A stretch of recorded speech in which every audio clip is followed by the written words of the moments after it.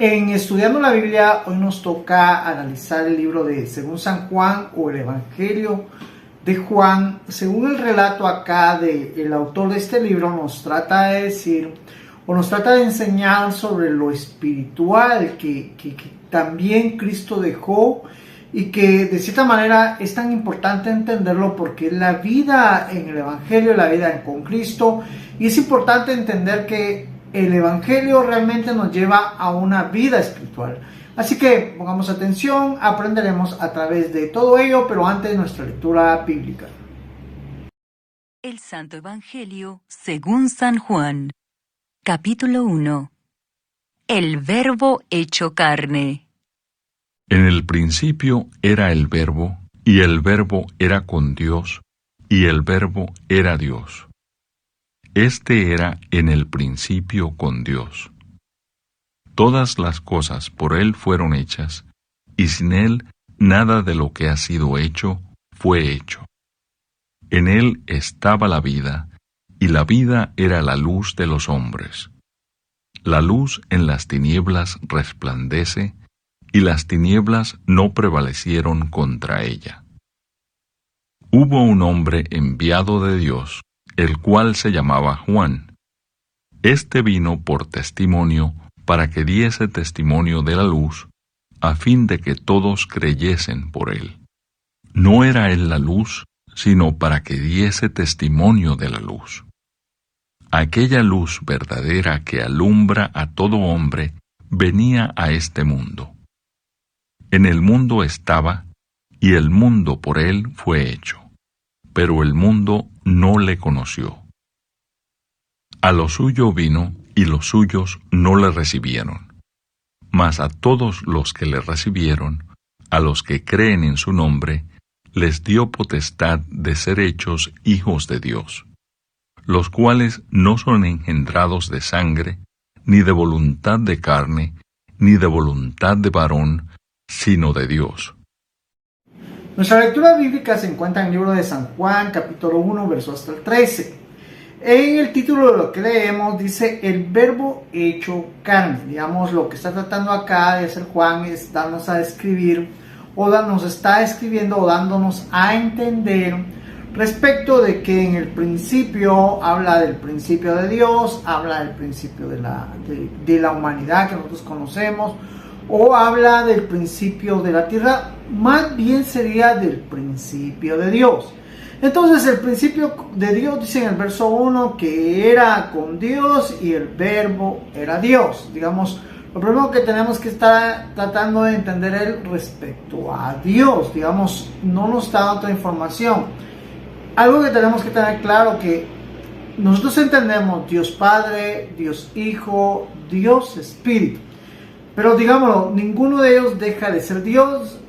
Es una forma, podríamos decirlo, o trato de darlo a conocer, como Juan también nos está dando a conocer, es que es tres maneras en que Dios se revela. Pero al final es Dios. Digamos, las tres maneras que nosotros necesitamos entender que Dios se acerca a nosotros. Así que ese era el verbo, ese es el verbo con Dios. En el verso 2 nos da a entender que era el principio con Dios, digamos. Ahí era donde yo les decía, vamos a centrarlo en Dios, digamos. Él está tratando de explicarnos a nosotros que lo que él está dando a entender que el principio era Dios, como que dice, nos habla de un principio, porque nosotros humanamente o naturalmente para nosotros hay un principio y un final. Lógicamente con Dios no lo hay, digamos. Cuando nosotros estemos en lo espiritual entenderemos todo esto, pero hoy en día, con el Señor entenderemos todo esto, pero hoy en día necesitamos comprender que nosotros estamos acostumbrados al principio. Entonces Juan nos centra como que dice, el inicio de todo esto es Dios, es con Dios. En el verso 3 dice, por todas las cosas que por Él fueron hechas, y sin Él nada de lo que ha sido hecho fue hecho. Como que dice, queremos encontrarle una razón a la tierra, a la creación del sol, la luna, lo que nosotros entendemos como naturaleza o nos enseña como naturaleza. Todo lo que nos rodea, el ambiente, inclusive la vida en nosotros, el origen de la vida, que se da también dentro de nosotros, como que dice ya como una familia, cuando ya hay niños, el origen de la vida, de los animales, de todo lo que existe, eso es Dios. Eso fue lo que ha hecho Dios. Y sin Dios, nada de lo que hoy en día entendemos o conocemos existiría. Nos está dando una razón de que la existencia de todo es porque Dios así lo quiso. Verso 4 nos aclara algo. Dice que en Él estaba la vida. En Él estaba el soplo, el espíritu o el alma, que nosotros conocemos, el ser interno. Todos entendemos, yo creo que a este tiempo debemos de entender, de que nuestra carne solo es como la ropa, solo es algo que nos sirve mientras estamos en esta tierra. Y un día le llamamos nosotros muerte, significa fin de nuestra existencia humana o en calidad de hombre. Digamos, hasta ahí va a llegar nuestro fin como hombre. Pero el ser interno va a seguir viviendo, digamos, tiene la facultad de seguir viviendo. Entonces, a ese ser interno le está diciendo la vida. Digamos, la existencia de nuestro ser es la vida. Entonces, tenemos que comprender que en el verso 4 nos está dando a entender que esa es la luz de los hombres, digamos, la existencia o la razón de ser, la luz, como que dice, alumbra. Esa es la vida, realmente para nosotros, la luz de los hombres. Como que dice, la forma o una forma también de verlo es como la forma inspiradora que nosotros tenemos para entender la vida. La inspiración en nosotros es Cristo. Verso 5, la luz en las tinieblas resplandece. Como que dice, la ausencia de Dios hace que exista tinieblas, digamos, en un lugar donde está oscuro, porque lógicamente no hay luz, ese lugar está oscuro, pero dice, y la luz en las tinieblas resplandece, como que dice, la existencia de Dios hace que no haya tinieblas, que no existan las tinieblas. Hoy en día nosotros necesitamos comprender que realmente eso es así, digamos, no hay tiniebla tan espesa.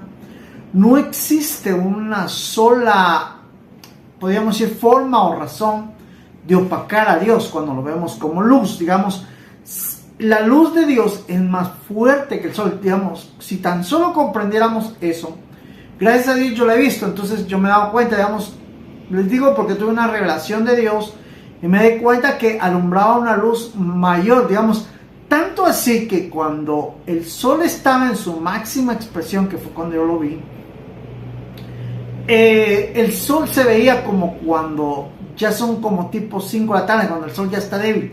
Así se veía porque la luz que estaba alumbrando era mayor a la luz del sol. Entonces, por ello es que necesitamos comprender en esta parte que no hay tiniebla, no hay nada que exista ni en el mundo, ni en el universo, ni en ningún lugar más donde exista existencia que pueda opacar la luz de Dios. Entonces, como cuando nosotros, por ejemplo, vemos que se nubla el día, las nubes vienen y tapan el sol. Entonces, nosotros entendemos, se nubló, decimos. Pero en este caso no existe nubes, no existe nada que pueda opacar la luz que es Dios. Juan empieza a hablar en el verso 6 respecto a que hubo un hombre enviado por Dios, digamos, algo que él quería dejar claro y que nosotros lógicamente necesitamos comprender y necesitamos entender, es que Juan el Bautista fue enviado por Dios. Digamos, Dios permitió que este hombre existiera, Dios permitió que este hombre diera el mensaje que dio, Dios lo envió de cierta manera a abrir el camino en Israel para que cuando él llegara, digámoslo así, la mayoría, no todos, pero la mayoría o las personas que necesitaban estar listas y dispuestas para recibir al Señor, lo iban a recibir, lo iban a aceptar, lo iban a ver bien. Entonces, él empieza a hablarnos en el verso 4 y 60. Juan fue enviado por Dios y nosotros necesitamos percibir y entender y recibir que Juan fue enviado por Dios. En el verso 7 nos aclara uno de los objetivos de Juan. El objetivo de Juan era dar a entender que el testimonio era que Dios es luz.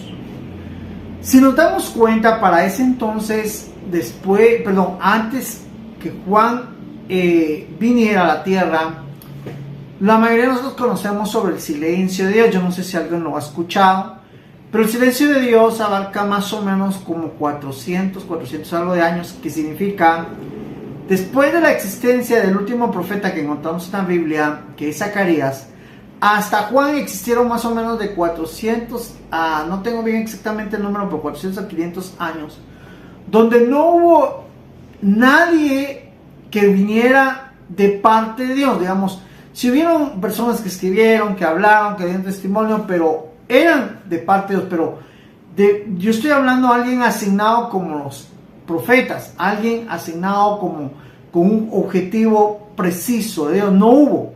Digamos, después de que Zacarías fue utilizado para dar a entender que necesitaban terminar el templo y ciertas cosas que necesitaban ser como preparativos para que Cristo viniera, pero lógicamente en ese espacio no iba a venir, sino que después de que Juan viniese y diera testimonio que él era o es la luz, que diera testimonio de que Cristo o Dios, Cristo o Cristo hombre, es la luz del hombre, como que dice, la inspiración, la razón, el objetivo de que el hombre exista, a fin, dice, que todos creyeran por él. Digamos, la potestad de creer no se centra exactamente, podríamos decirlo, en la fe.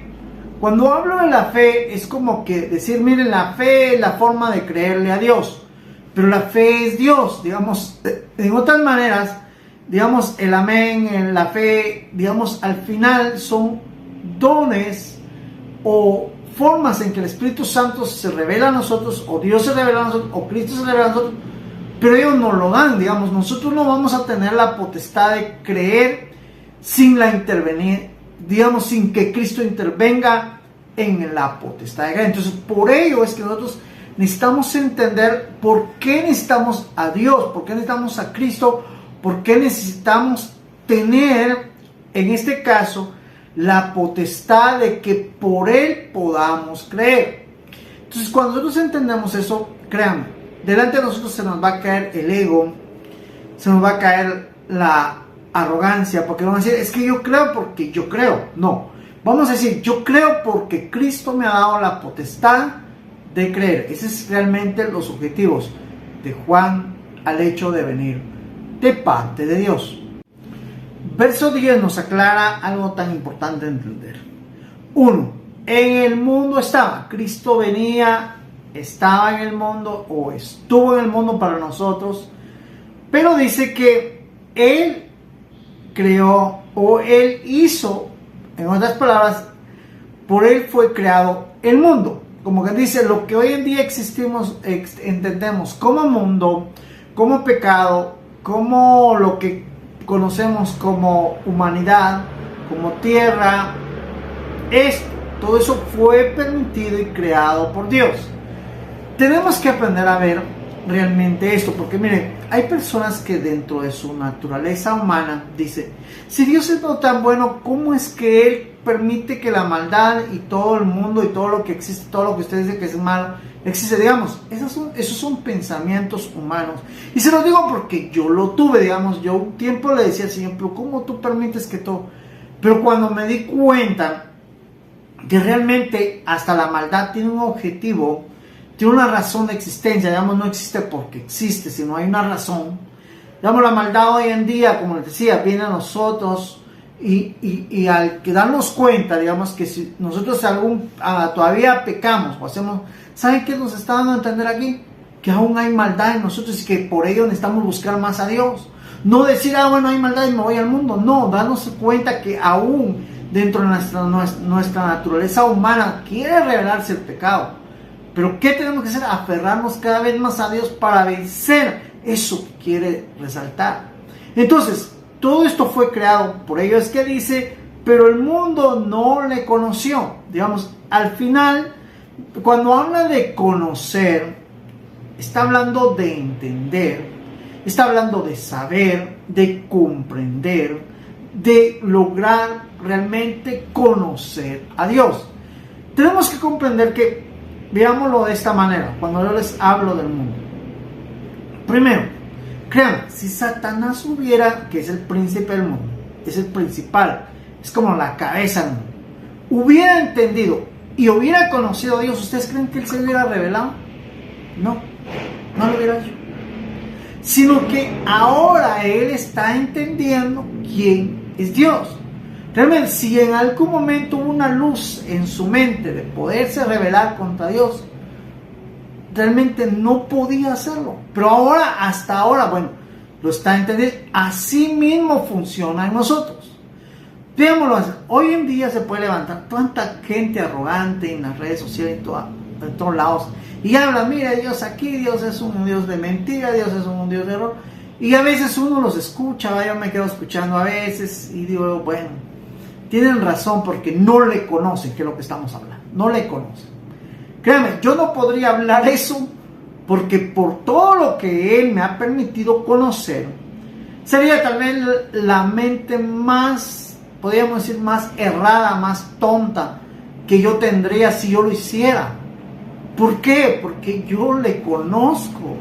Digamos, Él me ha permitido conocerle. Y yo no podría hacer eso. Entonces, cuando Él habla de conocer, es entender, es comprender, es razonar, es lograr ver lo que realmente Él quiere que entendamos. Entonces, hoy en día, no estoy diciendo que soy el hombre más sabio, pero estoy diciendo que lo que le conozco, que lo que entiendo, me impide decir que Dios es malo.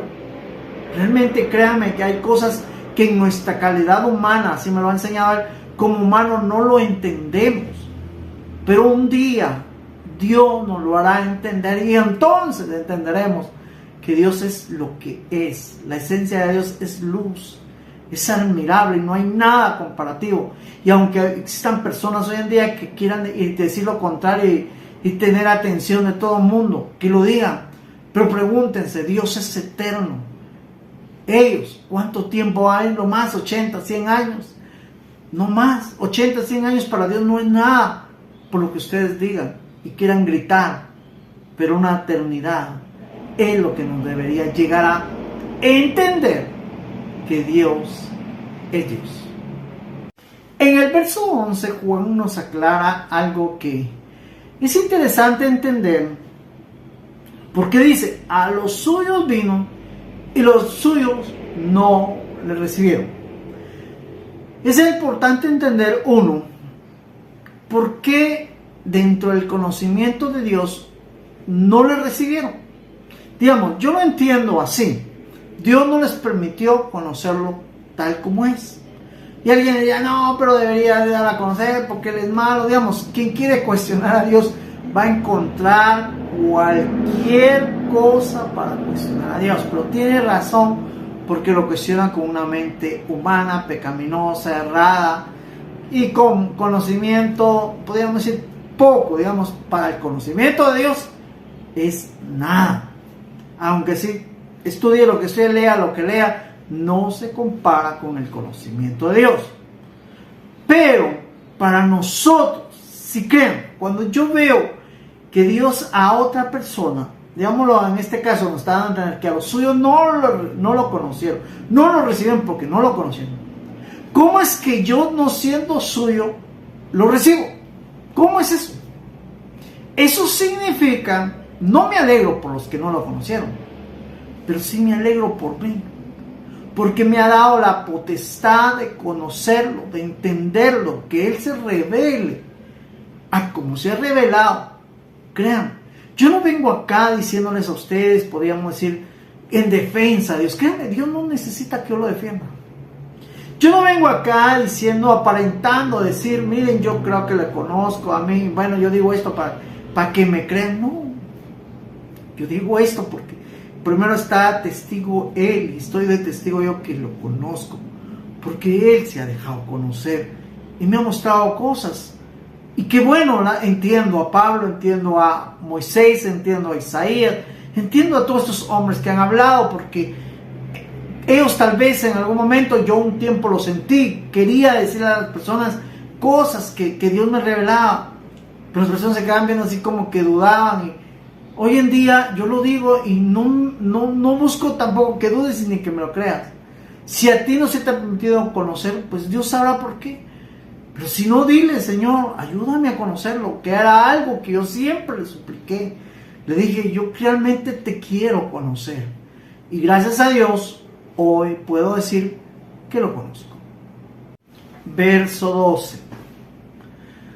Mas a todos los que le recibieron, esos somos nosotros, ese soy yo, a los que creen en su nombre, les dio potestad ser hechos hijos de Dios. Yo sé que dentro de nuestra humanidad, la mayoría nos pondríamos felices si alguien nos regala dinero, si alguien nos regala un viaje, un carro, una casa. Yo sé que pegaríamos brincos, saltaríamos. Eso fuera algo que cambiaría nuestra vida. Es cierto, necesitamos una casa, necesitamos un auto, todo eso es cierto, necesitamos dinero, también lo necesitamos. Porque también Dios lo ha creado para que nosotros podamos disfrutar la vida humana que tenemos. Pero créanme, de todos esos regalos, el mejor regalo, el título más grande, el mejor regalo que podemos recibir es el regalo de Dios. Es ser hechos hijos de Dios. En otras palabras, es volver a donde estábamos. En otras palabras, es que Él nos está regresando a Él. Como quien dice, para que lo entendamos, nosotros, bueno, Pablo lo trata de decir que fuimos destituidos, fuimos sacados, nos quitaron el título, pues nos quitaron algo, nos quitaron la potestad de ser hijos de Dios. Eso es lo que está tratando de decir Él. Pero, como Él nos da la potestad de conocerlo, de recibirlo, de creer en su nombre, nos está dando la potestad por ellos de creer, ser hechos hijos de Dios. Cuando nosotros comprendamos todo eso, crean, no vamos a interesarnos tanto en una casa, aunque nos es útil, no estoy diciendo, pero no será nuestro mayor anhelo. No vamos a interesarnos tanto en el dinero, porque es cierto, es útil para pagar, para salir adelante, es cierto, pero no nos va a ser nuestro mayor anhelo. Sino vamos a entender que el mayor anhelo, el mejor regalo, lo mejor que nos pueda pasar en esta vida, es ser hechos hijos de Dios. Verso 13 nos aclara algo que, créanme, cuando yo lo leí por primera vez me impactó. Porque dice: a los cuales, ¿sí?, no son engendrados de sangre, digamos, cuando habla así, como quien dice humanamente, ni de voluntad de carne, digamos, no somos como la mayoría ven tal vez en esta parte del sexo, ¿va? Digamos, una mujer y un hombre se conocen y se desean y tienen hijos. No son así. Ni de voluntad de varón, digamos, no es el hombre el que viene y dice: yo voy a hacer un hijo que sea hijo de Dios. No es así. Digamos, no es voluntad de carne, no es voluntad de hombre, no es voluntad de sangre. Lo que está diciendo es que nosotros, los que le creemos, los que le recibimos, los que somos hechos de hijos de Dios, no nacimos por voluntad de carne. No, digamos, sí es cierto, mi mamá y papá igual, pero no fue porque ellos quisieron, sino que dentro de la intervención estaba Dios. A mí me gusta cuando Rebeca, cuando Sara queda embarazada, dice, y los visitó Jehová, o visitó Dios. Como quien dice, ahí realmente Es cierto, Sara duerme con Abraham, pero dentro de la voluntad de Dios, dentro de podríamos decir, ese engendro, estaba Dios. Dios permitiendo la vida de un ser, no por voluntad de carne, no por voluntad de sangre, no. ¿Qué estoy tratando de decir? Nosotros realmente necesitamos, por eso les decía, esto es un evangelio espiritual, porque nos está diciendo, es cierto, tu papá es Él, tu mamá es Él, es cierto, pero tu Dios es tu Dios. Como quien dice, ellos son solo instrumentos, o fueron instrumentos, para que tú estés hoy en día como hombre, creyendo, recibiendo y conociendo a Dios, para ser hecho hijo de Dios. Esos somos nosotros, los que Dios ha permitido que estemos en este lugar, siendo entrenados en medio de tanta maldad, siendo capacitados, Él dándose a conocer a nosotros en medio de tanta oscuridad, porque no hay oscuridad que pueda detener la luz de Dios. Así que iniciamos con la introducción.